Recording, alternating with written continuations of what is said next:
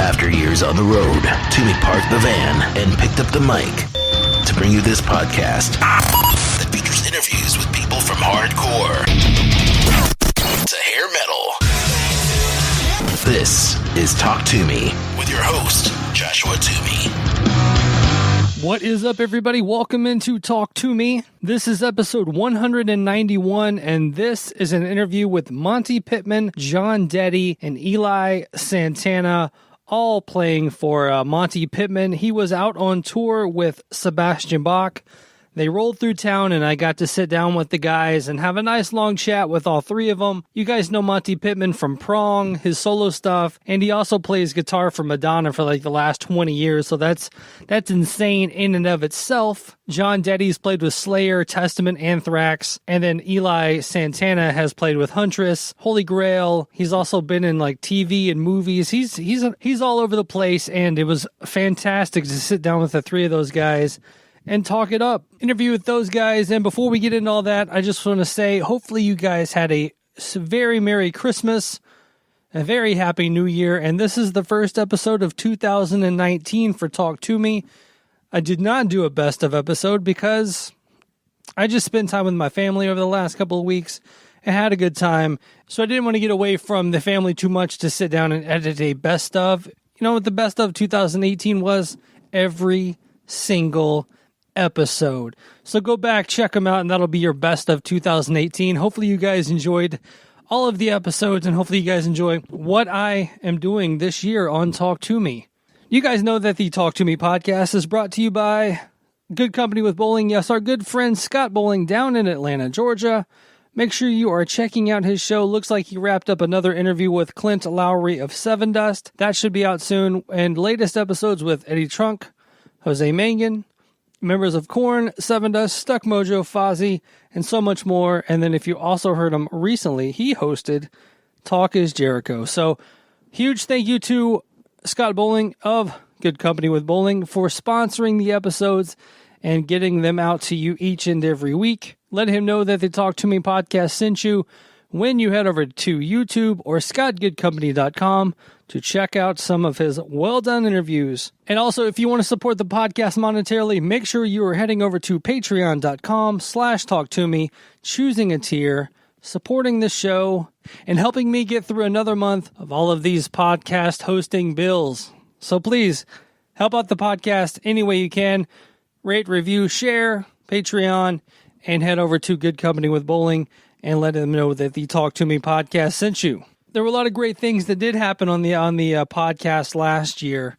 A lot of great interviews and a lot of great guests. We did have a ton of fun in 2018, and I do kind of want to start off a kind of a somber note on this episode, but kind of go back and have a little memoriam for people we lost in 2018, and that will lead us up to our first song. In 2018, we lost so many great musicians. Fast Eddie Clark of Fastway and Motorhead, Dave Holland, formerly of Judas Priest, Damian Percy of Mortification, Matt Torpey of Mr. Big, Caleb Schofield of Cave In, Ben Graves of The Murder Dolls and Dope, Ralph Santola of Deicide Death, Obituary, and more. Can't ever forget Jason Luttrell of Primer 55, my former singer, Kyle Pavone of We Came as Romans, Ollie Herbert of All That Remains, Lucas Starr of O Sleeper, the great Vinnie Paul of Pantera and Damage Plan. And what kind of takes us into our first song of the episode is Jill Janis of Huntress. Eli Santana played guitar in Huntress for a while and played on their last album, did the last shows with Jill, and unfortunately she came, she's no longer with us, so let's, in honor of Jill, in honor of Eli being on the podcast, let's check out some Huntress. Let's talk to all three of the guys, Monte Pittman, John Dette, and Eli Santana, from their stop here in Louisville, Kentucky. Let's check out some Monte Pittman solo. Let's check out some live Testament with John Dette on drums, and then I will talk to you guys momentarily.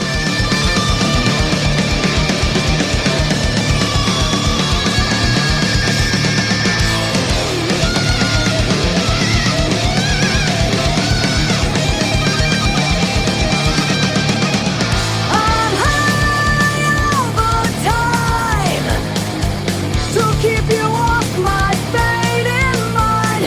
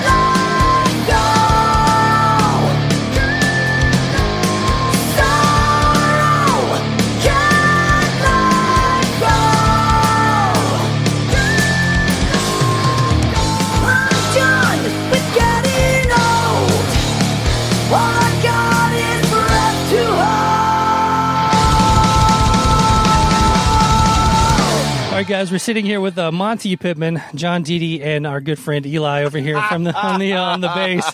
And it's Dette. What did I say? We were joking when we said Dette. We were joking, but it's John Perfect. Dette. Well, I heard. I thought I said it right. You shouldn't even say things like that. Well, see, it is fun, right? We have a lot of fun here. John Dette. Yeah. Like Eddie or like Betty. My mama Betty. So. Like you, Betty. Well, cool, man. What's up, man? How you doing? Good, man. Here in Louisville, Kentucky. So, did I say that correctly? No. Oh. Louisville. It's like one giant like Louisville. It's well, terrible. that's the same thing. You got to be from here to say it like that. Yeah, I'm technically not from here, but you can definitely, you can tell who's not from here when they say Louisville, which I like that one the best. I think Louisville, the way it sounds, the best. Jesus, it's Louisville. It's Louis. Yeah, technically. Well, the just city was because named people after. can't say it correctly. The city was named after King Lul. So. Oh. All right. That's a joke. Oh. Yes. See, more name jokes. We don't get much everybody. sleep on this tour, so you can easily. Well, I don't see how you can't get pull all on the it. sleep on this nice palatial bus you have here. Yeah, it's well, John keeps it clean all the time. Whether they like it or not. Yeah, we're having a great time though. It's a lot of laughs, great shows, amazing response from the crowd, and Sebastian's awesome. We Yeah. love touring with him. Never a dull moment. He's been very supportive and really helpful. Well, this is your first tour as a solo artist, correct? Like your Yes. first national tour. So, I mean, how has that been for you going out every night and actually playing for the people? Well, for all the, I've got 6 albums out, but to everybody I'm playing in front of them, and they've never heard of me before. Right. It's being like a new artist. And obviously your day job is Madonna, Right. and what is it like for you to kind of go from that, the monstrosity of a Madonna tour to playing clubs again? I look at it all as being the same. Mm-hmm. I love playing. I love doing it all. So that's my passion. Mm-hmm.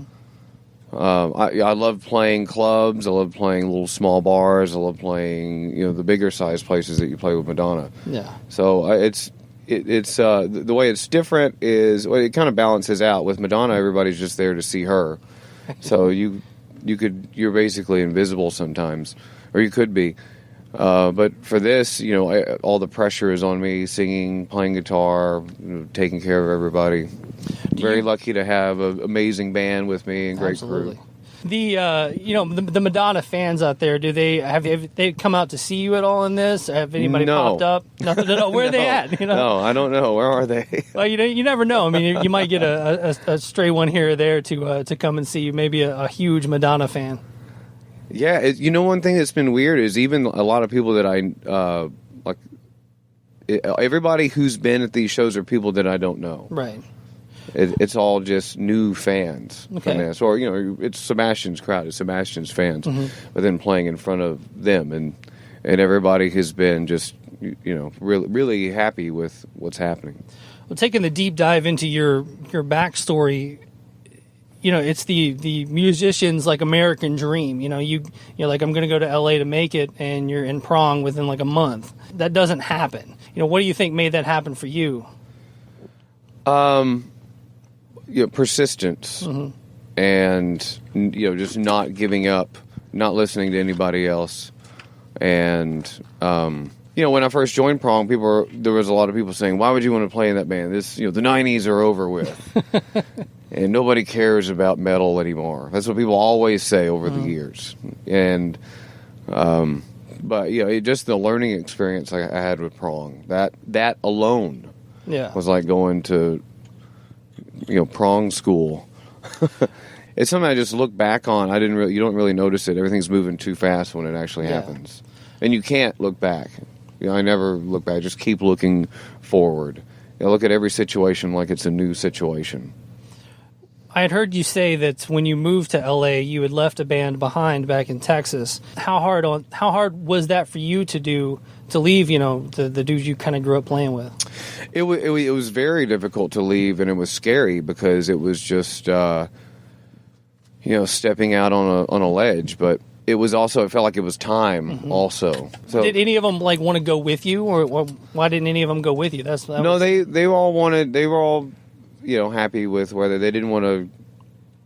They weren't interested. Yeah. Well, you hear stories of like Jason Newsted, when he was in Flotsam and Jetsam auditioning for Metallica, then going back to the practice space, and they found out, and they gave him a whole bunch of shit. Was there any animosity between them for you wanting to leave to go to LA? Was there any of that stuff? It was at first, but that's all, that's just a blip on the radar looking back now. Well, yeah, but at the time, I'm sure it was the entire everybody world. was angry at me for for leaving Longview. They're all, there was a lot of people who said, "You're going to be back in a month. You can't make it there." Not only were you not back in a month, you were already in a. I'm still not back. Right. I'm still gone. It's been 19 years now. Wow. But now we just laugh at it all, Yeah. Yeah, that's like, people that I played with back in the day, and, you had like some sort of like band beef with someone else. You look back and you see them now, and you're like best friends, and it almost makes you stronger. Bands fight. We're all going to start fighting here in the next couple of days. So that's just part of it. Let's pass it over to John real quick. Pass the mic. Well, the thing with you, John, is your name kind of popped back up with the filling in for Anthrax and stuff. Your history, where did you start playing, and when, what got you into playing metal? Well, wow, that could be a really long answer right there. We could do whatever.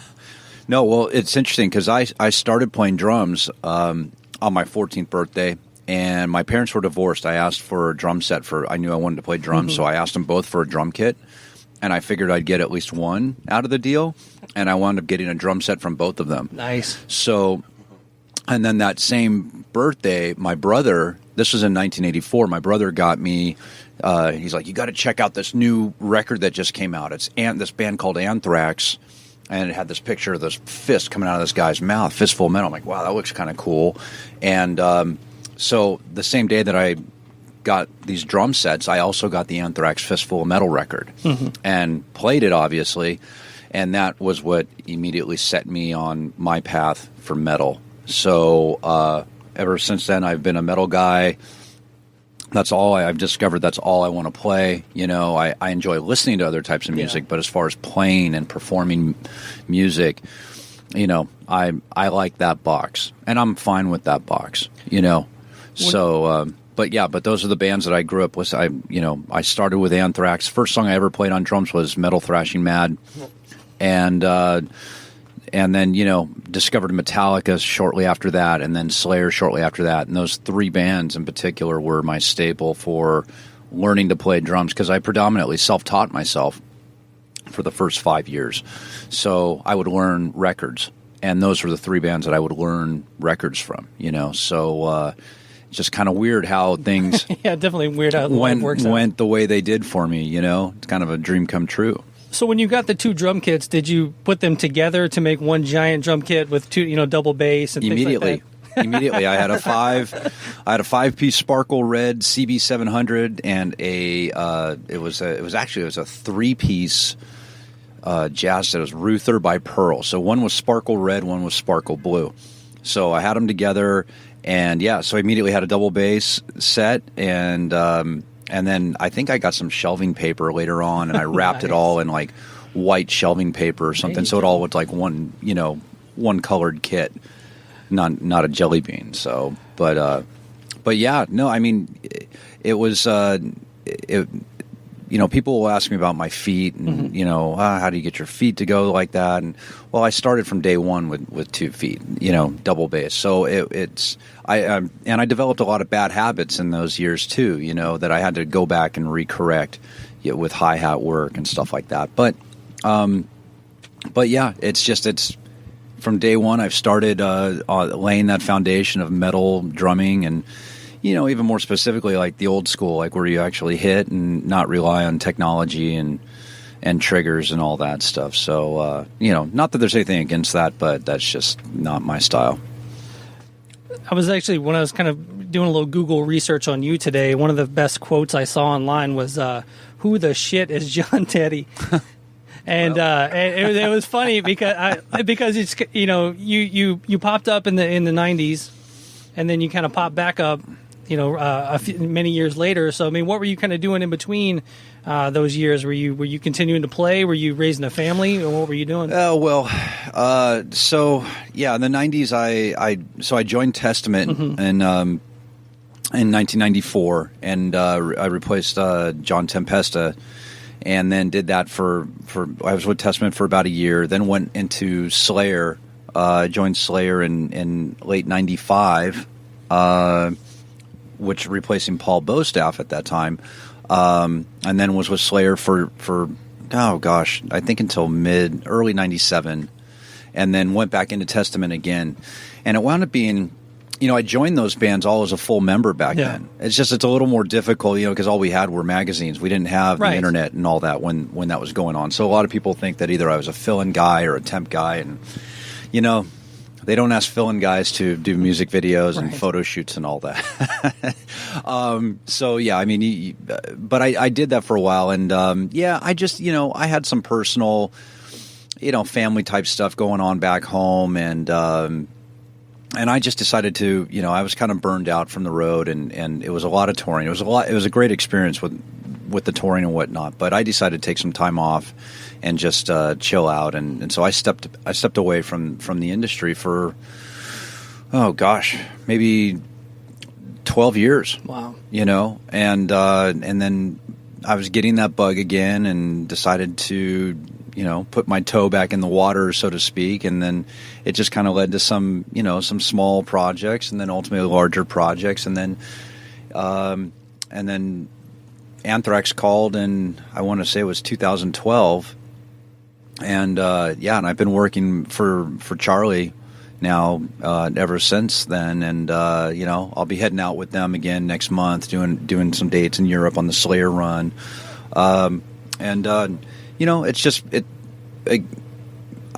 I needed that time off to kind of just get my bearings straight, and I think as musicians, I think everybody does. I would think that they do, and just to get some balance and see where you want to focus, or is this something you really want to do, I'm happy that I took that time off. I have no regrets about it, and even more, I feel more privileged that I was able to just basically come back into it, and and just even be almost right back where I was, almost to a degree. When you say you work for Charlie, are you teching for him too? Are you? No. Okay. No. Are you just filling in on his days off when he takes his sabbaticals from Anthrax? So it's well documented. People can see on the internet. Charlie has been battling carpal tunnel syndrome for a number of years. Had surgery for it. Unfortunately, the surgery for that is kind of a one-shot deal.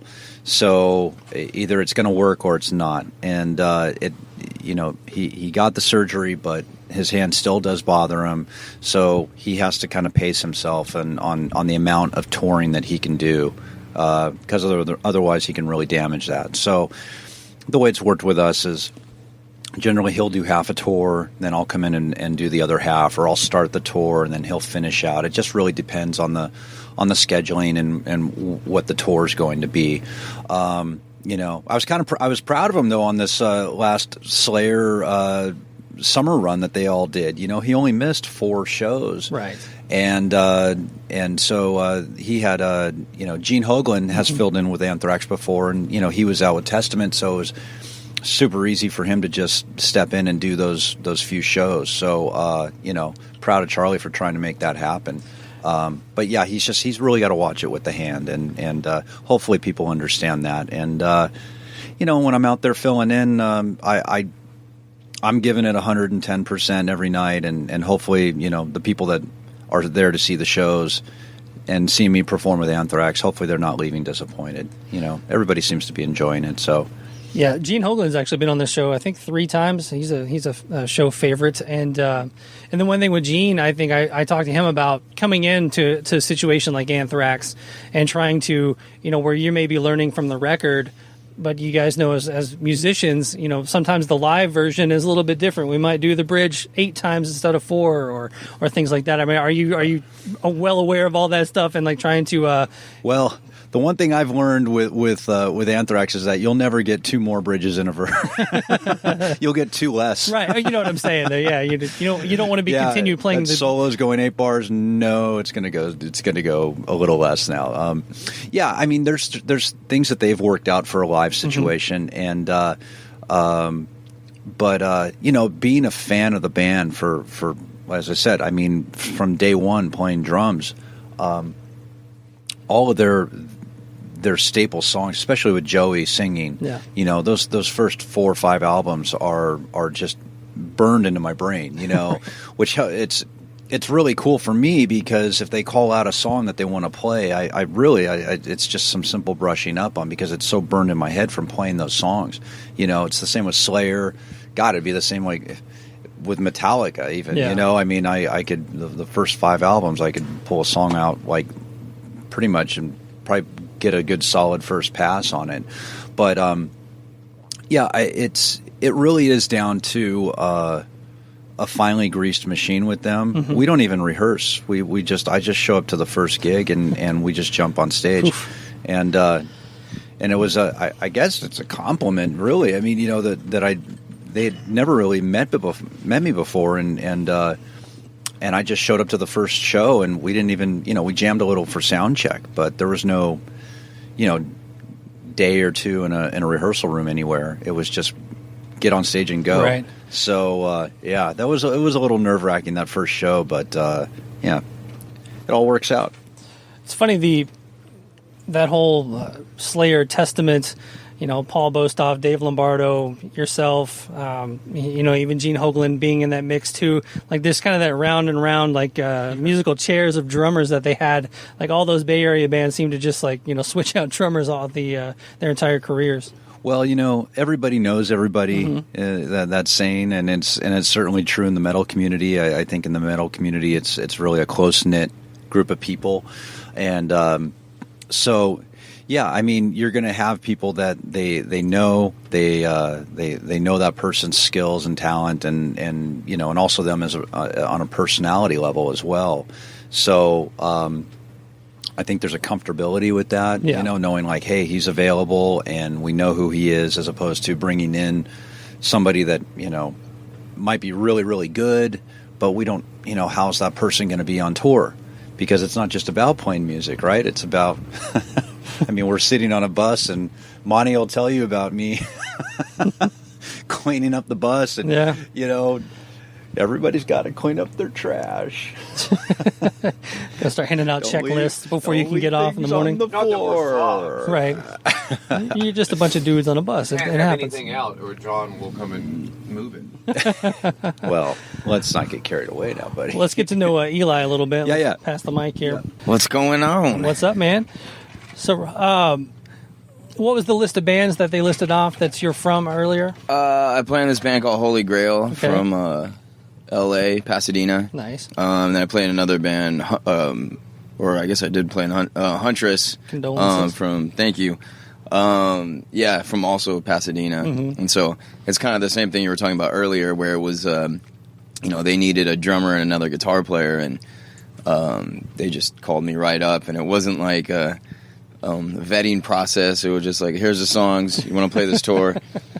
Well, I mean, that's the thing with getting yourself out there, being able to play certain things, and people having the trust in you to be able to call you up and say, hey, we have a tour in 5 days, can you do this? It's not, it's never, you have 6 months to learn the stuff and everything else. Most of the times it's definitely a last minute decision where, hey, our bass player can't do it. Can you do this? Can you learn these real quick and get out there? Which was exactly how this kind of went down with Monte. Yeah. And well, on top of that, like I'm a guitar player. So I'm coming out as that, not, but yeah, it's been, because I've actually played, one thing on bass with Monte before. Yeah. And so, of course we didn't, two of those songs we didn't play, but, no, but it was fun to learn and woodshed. Yeah. Cause it isn't stuff you could just kind of, watch me for the changes kind of thing. You have to actually pay attention. Which I like, because it's intricate and but also it's not like it's mathcore or something, right? Where like people are like, what is happening? It's still like got a groove to it and everything. So yeah, and on the sixth time we do this, we actually go to a B instead of an A. So you're trying to learn the riffs and exactly. It's not necessarily just this song goes A G E. Right. It's the riff-tastic all over the place. And then we go to 17-16 just cuz on that part. Oh, that's always the best. The just cuz. Yeah. Keep the ladies away. Right. Yeah. If there are any girls in the venue, they will not buy your t-shirts. The more numbers you have in the time signature, the less numbers you'll get after the show. I like that. I think that's actually simple math too. Yeah. Yeah. What was the name of that song? Sausage Fest? Yeah. The Sausage Fest tour. I'm sure this tour has not been a Sausage Fest though. I'm sure that's been no, it has not. I'm not used to that. Coming from the thrash world. Yeah. Which it's getting better. Yeah. I must admit. None of those girls existed when I was in high school, but they're coming around. But for this tour, some cougars. Some cougars. Yeah, right. The cougars coming out. The 80s ladies coming out of nowhere. Yeah, it's Hello, Denver. Yeah, easy. But it is not. They're into it actually. They show up early because they're punctual. And they're digging the set. And yeah, like a lot of them haven't heard anything from Monte, so it's like it's really cool to see them like immediately into it. And digging the tunes, because it is melodic and catchy. So, not that they probably can't handle the odd time. So right, they're bobbing their head, and all of a sudden it's just all over the place. Yeah, and then the short circuiting and things like that. Yeah, like I had when I was in high school, I went on this date with this girl, which I wasn't that into her, but I was like, oh, I'll be nice. And this poor girl, I'd put on like I think "Human" by Death. Nice. And she's trying to bob her head, and she was trying so hard, but it was just the meters all over the place, and yeah. Here, honey, I would like to show you Dillinger Escape Plan. Yeah. Here's calculating to infinity, Right, exactly. and then she's trying to bob her head. I'm like, oh man, she must really like me. Well, cool. And the other thing, and with Monte playing and Madonna and things like that. I mean, I love talking to dudes that are kind of in the metal world, but also do other things. And they brought up that you were in Westworld. How did that come about? And obviously the hit HBO series Westworld. Yeah, I both Holy Grail and Huntress were home for a while, and I started doing some like extra work, like literally extra work for money, background work, and then this dude just called me because he's like, you're Native American looking dude with long hair who's willing to take his shirt off. So, and I went and I showed up one time, and they just kept calling me back and recurring, and then yeah, and then I've been kind of getting into more of that side of it and working a lot with that. I actually got to work with Anthony Hopkins. Oh wow! And he was just the coolest dude, and then also getting to see him work and rehearse up close was like pretty amazing. Because I'm pretty sure he hadn't read the script before he showed up, and I was like, "How are we gonna film this?" And he's working through it, and then by the end of it, didn't drop a word. It was just like basically the performance you see, one taking it over and over again and trying different things, and I was just like, it's a pretty cool, I guess, art form, and so I decided to kind of dig more into that. So, yeah. So if you don't blink on season 2, you can see me all painted up in a loincloth and going into the valley beyond. There you go. Well, cool. I'm gonna a couple more for Monte, Yeah, and man. we'll wrap this one up, man. But we'll get into the new albums in a second. One story I've heard, and obviously with my fresh Cowboys from Hell tattoo, I need to know the story behind Madonna rocking a new level at the show. How much time do we have? We have all the time in the world. All right. So we were getting ready for the Sticky and Sweet tour. That was in 2008. And I was giving her some guitar lessons. I've been teaching her. That's how I started playing guitar for. Yeah. I started teaching her. So I was giving her some things to kind of work on her right hand, like right hand picking exercises. And I showed her a new level because we were going to do her song "Hung Up," where she was going to play and drop D, so she can just hold down one finger, Yeah. right? And even though a new level isn't like that, you could of course still play play the notes because that's tuned down a whole step for the purists out there. Go, wait, that's not right. But and so I showed it to her, and then she just kept playing it. And we would be in rehearsal, and the way we do the tour is we'll start with the first song, and we keep adding as we go along. So by the end of rehearsals, which we rehearse for 3 to 4 months usually, and so towards the so we're at the end of the set, and we played "Hung Up," and at the end she would just start playing that riff, and then everybody else would start playing with her, and the rest of the band didn't know what that was. Mm-hmm. They just thought that she was playing a riff. Like she wrote a song. So, and it was so. It was kind of cool that way, was where they were just treating it like a piece of music. And for me, it was just cool to play part of a Pantera song Right. with Madonna. And what I always say what's really funny is then, because no one can be in there when we're rehearsing, it's closed, but all of a sudden the tour manager comes in with some papers, and somebody comes in and puts water in the refrigerator at that point, and all these people just kept coming in. And they just wanted to see that because the word was getting out, like, Madonna's playing part of a Pantera song. How crazy is that? And it stuck, and we did that on tour. So insane. I remember when I started seeing the video pop up online, and you're like, at first I thought it was fake because it didn't look right, and then I'm like, why would she be playing a Pantera song? But now I know the man behind the story. It fit with the show also, because the show was almost like the end of it sort of went like a game, like with the dancers and all the themes, and so when you at the end you reach a new level, and then also you should have just gotten a new band. Okay. So there was a lot of newness. So it fit in so many different ways. So with your being able to getting into prong, and then obviously getting into Madonna.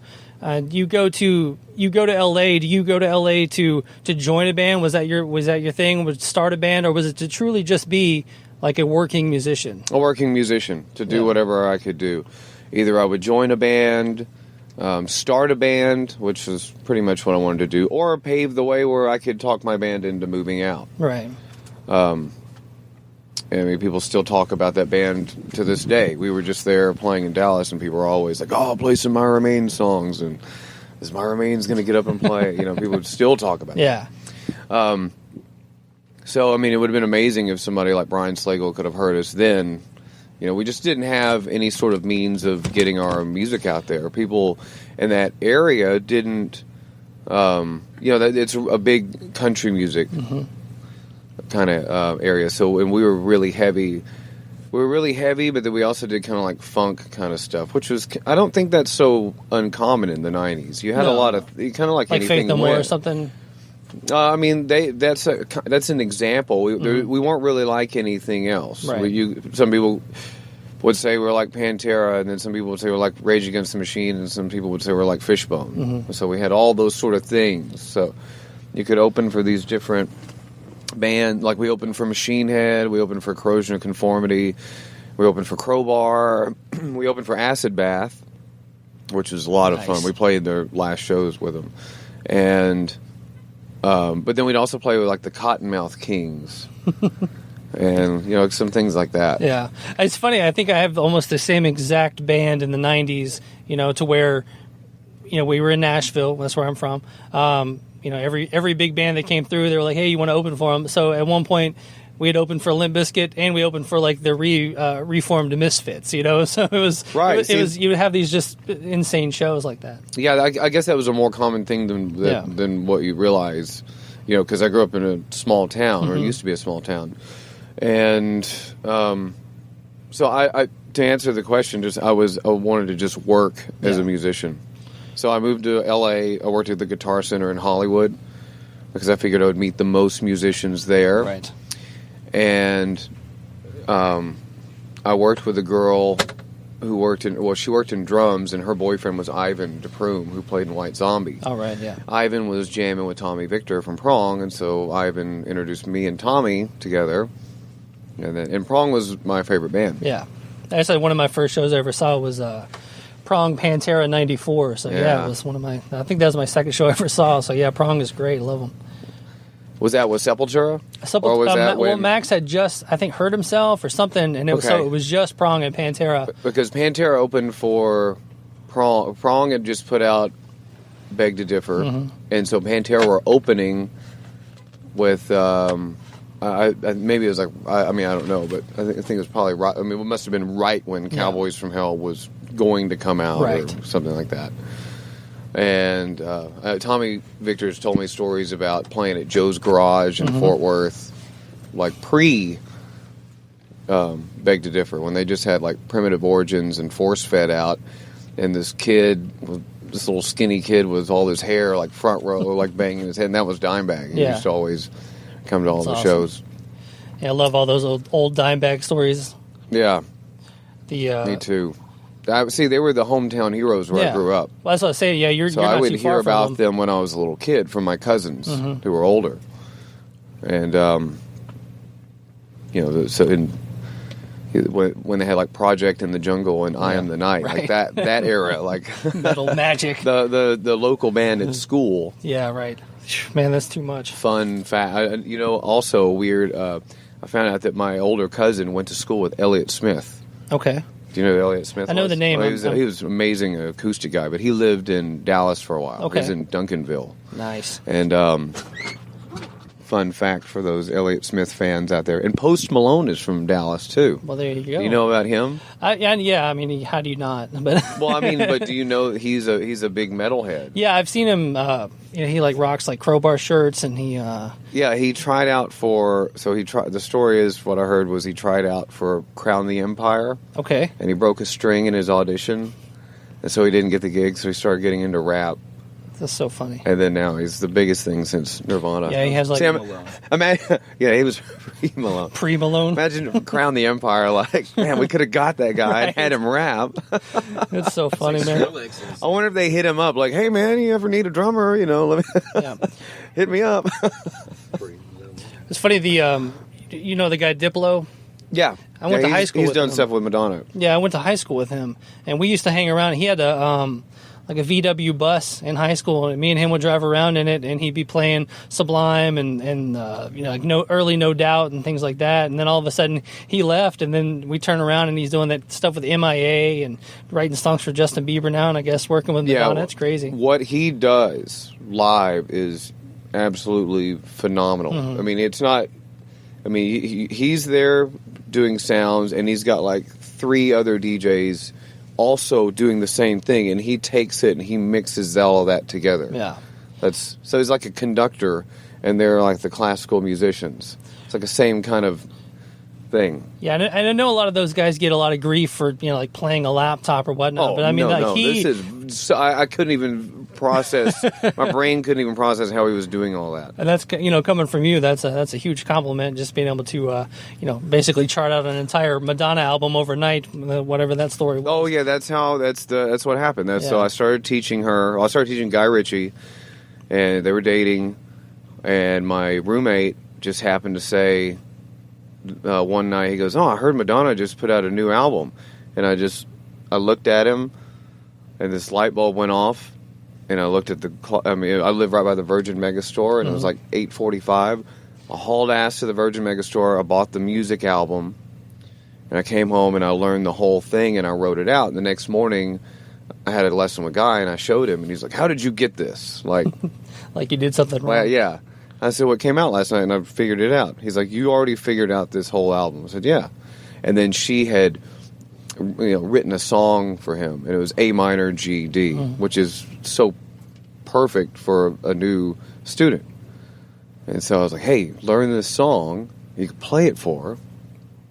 And then he got her a guitar, and then I figured maybe she would take one lesson or something. But then she just all of a sudden I'm at her house 3 days a week. Teaching her for hours, like that's all she wanted to do.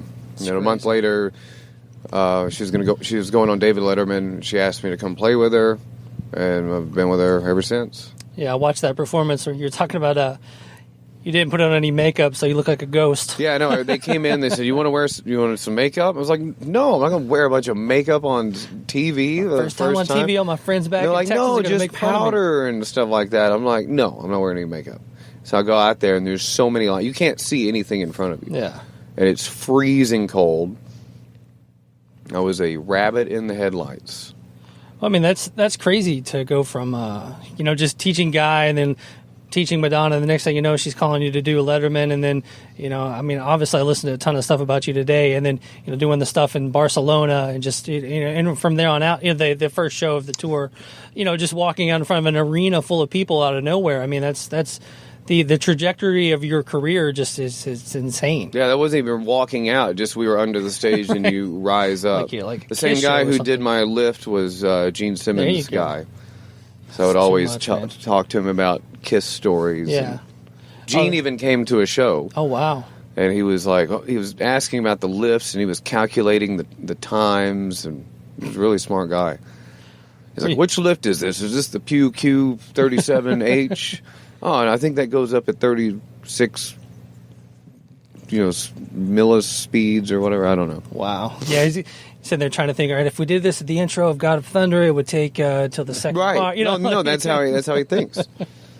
Well, let's get into that. You have 2 new albums out. Yes. And you've got the Between the Space, which is the heavy album, and then Better or Worse, which is kind of the more acoustic-y album. What was the antithesis behind putting out 2 albums on the same day, like 2 genres? There's people who like my acoustic stuff. There's people who like my heavy stuff, and this way you got something for everybody. Yeah. And I started out playing acoustic on my own, so I could recreate that anywhere. And then it just sort of came back around to playing with a band and playing heavy music again, because I felt like I'd done that with Prong. And I did an album with Fleming Rasmussen. Nice. And he was like, "No, you need to be doing this heavy stuff." And then from doing a heavy album with him, I got signed to Metal Blade. And then after putting out another heavy album, Inverted Grasp of Balance is what it's called, then it's kind of like, well, I've got all this heavy material, I've got this acoustic material. Sometimes I can only play acoustic. Yeah. And I asked Slagle, I said, "Could I, what if I did 2? And he's like, "You have enough to do that?" It's like, "I've got more than enough. I could do 3. I could do 3 albums." But he's like, "Yeah, sure, whatever you want to do." So I did that. And then I figured 2 albums in the same day, because people had said, "Well, why don't you put out 1 album now, 1 album later?" And I feel like that's more confusing. I feel like it's confusing enough as it is, because what kind of artist are you? Are you doing heavy stuff? Are you doing acoustic stuff? The only thing I saw that was confusing was when I went to Spotify and it shows you, like, at the very top, it'll show you, like, the newest album. but obviously you have two. So the newest album on Spotify was the acoustic one. Well, because they're all color coded. Yeah. So I want that to be the next color. Nice. So how long were you sitting with Fleming until you asked about the bass on Injustice for All? Oh, he always says, because I was joking with Max, the guy who played bass on that, because he does a bass solo on the song Everything's Undone. And I said, you won't hear it anyway. And then Fleming was in the other room. He goes, I didn't mix that album. I had done a record with Steve Thompson around 2000. Oh, wow. And Steve, he didn't even have one foot out of the cab when he showed up to the studio before. I was like, where's the bass on Injustice for All? So it doesn't bother me, actually, because I look at it artistically, like Cliff wasn't there. Right. So that's sort of the artistic side of that.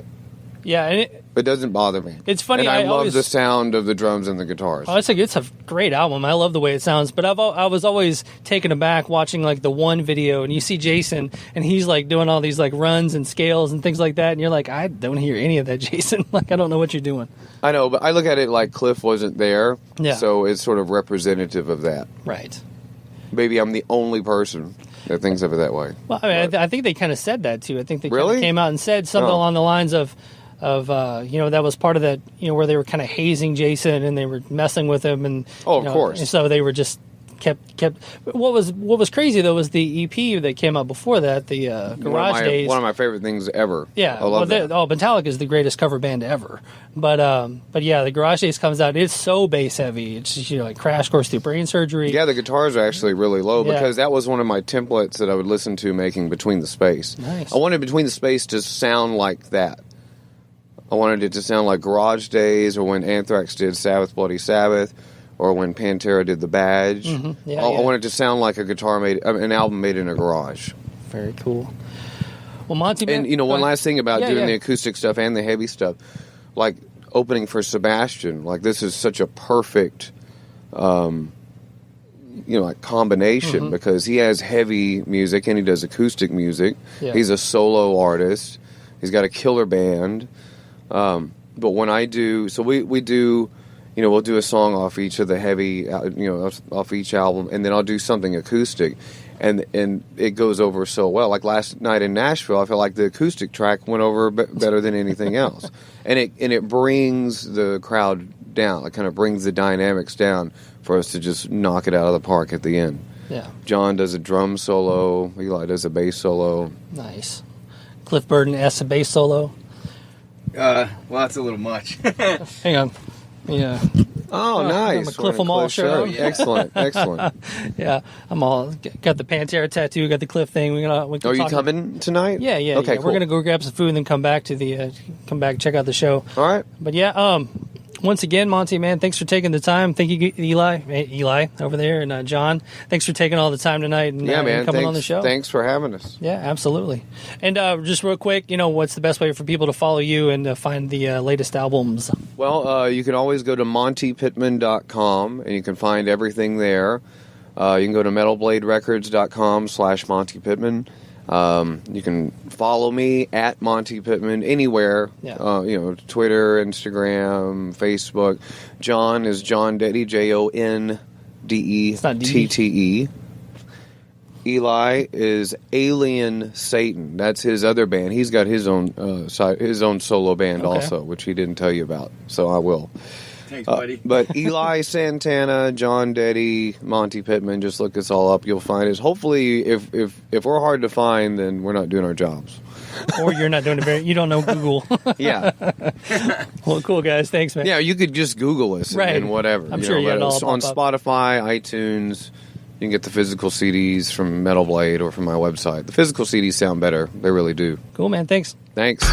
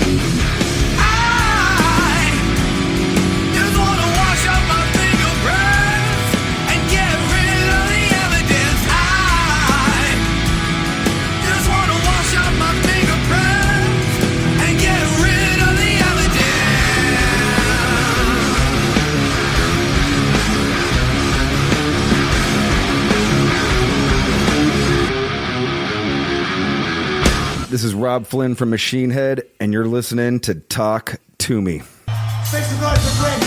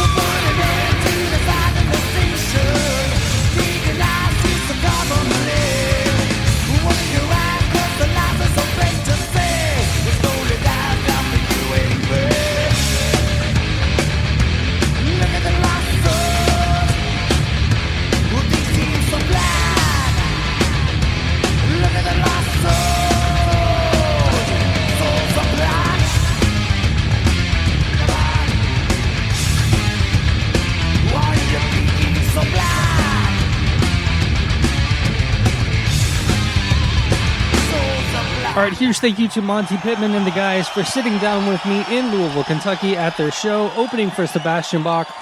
What a night. I'm getting to see Sebastian now twice.